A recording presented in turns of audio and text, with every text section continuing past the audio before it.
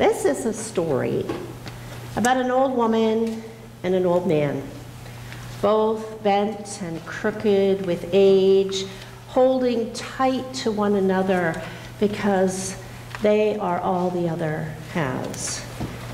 They are both elderly, not capable of having children, or so they thought. If you have ever tried unsuccessfully to have a child, then you know of their despair. Having children is just something that's supposed to happen. Married people, for the most part, look forward to that wondrous gift. They wanted a family. That was Elizabeth and Zachariah. And when they couldn't, I imagine they had all kinds of questions. The traditional, why me? Why God? Is God ignoring us? They'd look around and see children and they'd say, have I not been blessed by God? Is God cursing me? In those days, children were the sign of God's favor. If the more children you had, the more blessed you were considered to be. For Zechariah, who was a priest, and his wife Elizabeth, not to have children was, well, maybe not cursed, but it's at least a little bit concerning. But even that's in the past. Their years of having children are long past. Elizabeth was too old, and she felt that God had scorned her. God had turned away from her, because certainly it couldn't be Zechariah's fault. He was a priest. He was chosen by God. He was one of God's own choosing, so it had to be her. It had to be her. And her life seemed somehow less. She had this emptiness. She had longed for a son to follow his father into the priesthood. She had longed for a child that would care for her in her old age. She had longed for some validation that she was worthy in God's eyes. And it had never come all these years until today. Until this moment when a miracle happens. Today, God speaks through his emissary, the angel Gabriel, and invites them into his divine story. The young, the old, the helpless, the strong, all are part of God's story. All things are possible with God. With God, an old woman can know the joy of becoming a mother. Not just a son, but a gift from God. Listen to the words the angel spoke to Zechariah. Do not be afraid, Zechariah, for your prayer has been heard. Your wife Elizabeth will bear a son, and you will name him John. You will have joy and gladness, and many will rejoice at his birth, for he will be great in the sight of the Lord. He will turn many of the people of Israel to the Lord their God. How incredible to hear that proclamation from God's own messenger. To hear that proclamation and know that you would be parents. With God, an old man has the joy of becoming a father. And this child had a very special role to play in God's plans. Not only would he bring joy to Elizabeth and Zechariah, he would bring joy to so many others. But Zechariah refuted the words of the messenger.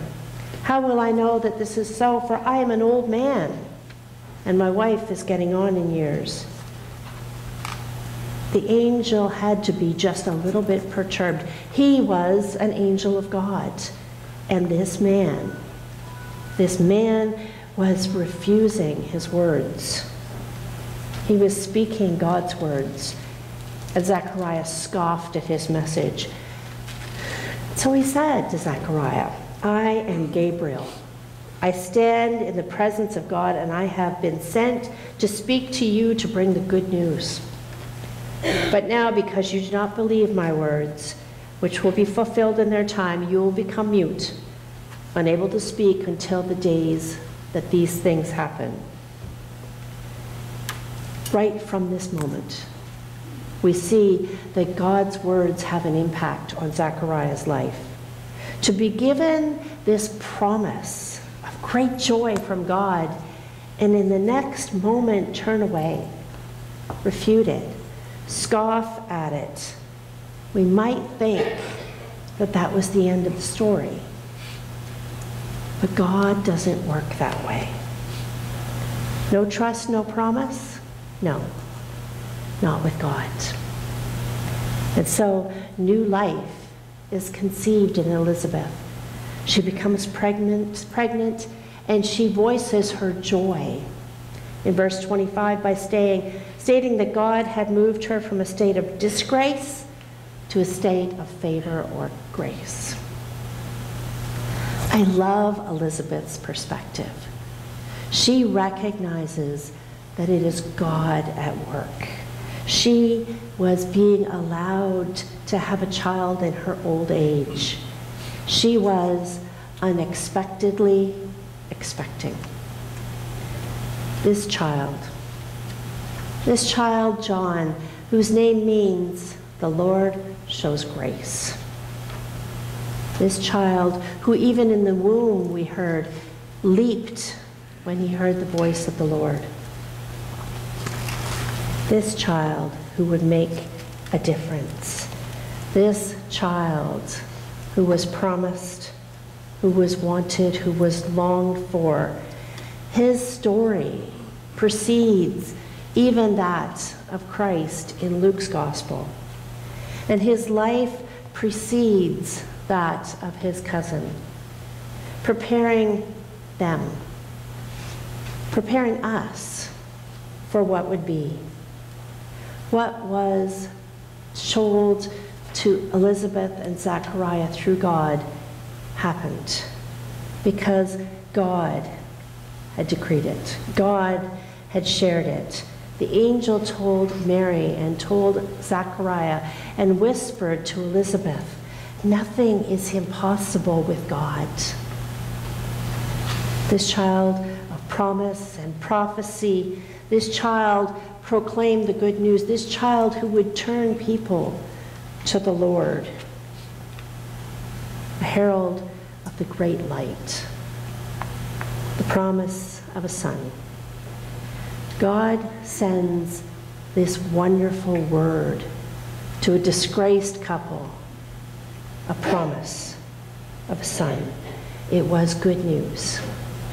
And when God speaks, it happens, because nothing is impossible with God. When God speaks, nothing is impossible with God. Even if he speaks so quietly that it's almost a whisper. I think we have different expectations for God's voice. I think that when we are looking for God to speak, we think it has to be grand and over the top. But look at the story today. God often speaks through the ordinary rather than the grand. Two less than ordinary people. For this birth, there was no angelic chorus. God's voice comes to ordinary people in their ordinary lives who are listening. We want God to speak through the grand. We say to God, give me a vision. God, give me a dream. Make it over the top. Make it grand, God. Help me to hear. We want God to shout. and break the silence.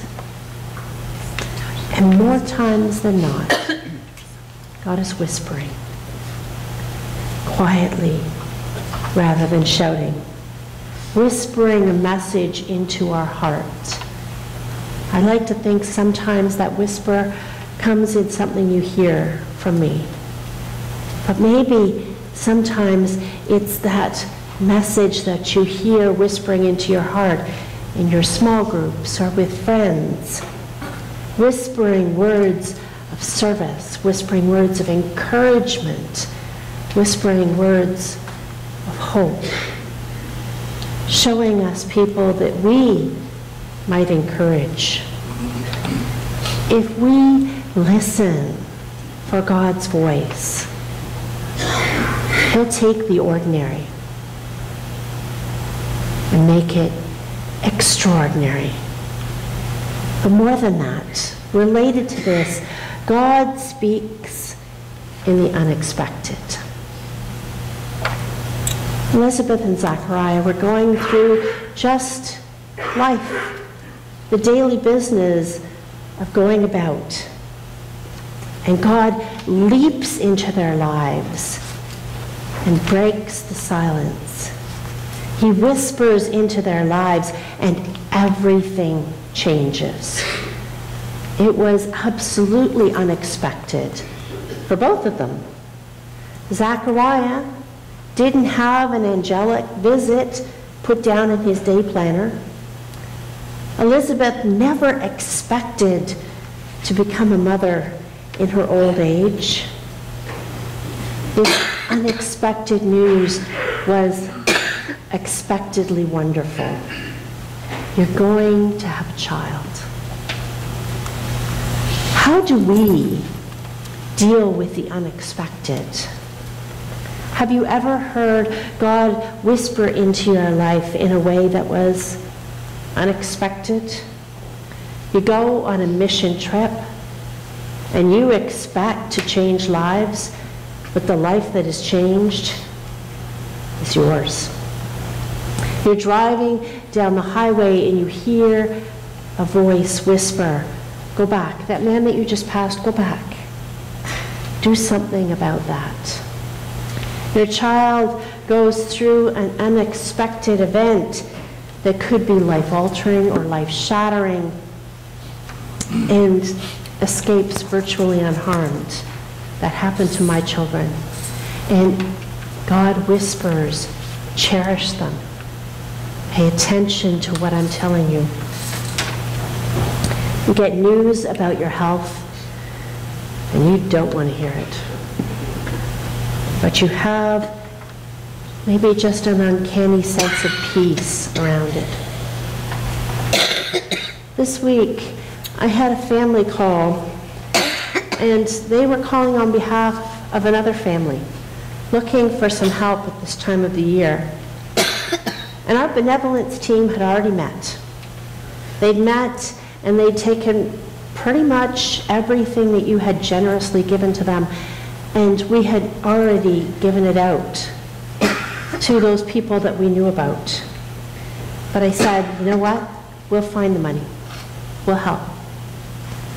Less than 12 hours later, I got a call from someone here in this congregation calling on behalf of someone else who said, I'd like a family to help. I'd like to give them a Christmas if they're struggling. How can we not know that God speaks and whispers unexpectedly? And yet, we turn away. We expect the grand. But God chooses the ordinary. God chooses the unexpected to point the way to His glory. When things happen that are so odd, so fortuitous, such a coincidence, we have to recognize God in that. I have a friend who says it, and I say it, there are no such thing as coincidences, only God moments.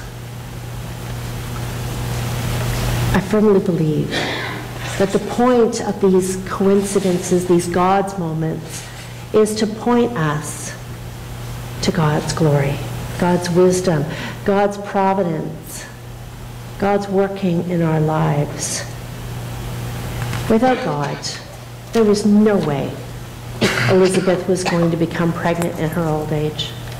Without God, there was no way a virgin would have a child. But with God, absolutely nothing is impossible. God's voice, when we hear it, when we listen for it, will reveal his miraculous power. If you are waiting to hear God's voice, listen to the ordinary. If you are waiting to hear God's voice, listen to the unexpected. And if you haven't heard it, wait a little while longer. If we listen, we can hear God in the whisper. What is he whispering to you today? What is he trying to show you? Listen for the whisper of God's love in the ordinary and the unexpected, and know that it will change you. Listen for the whisper today. Now let's listen to our choir.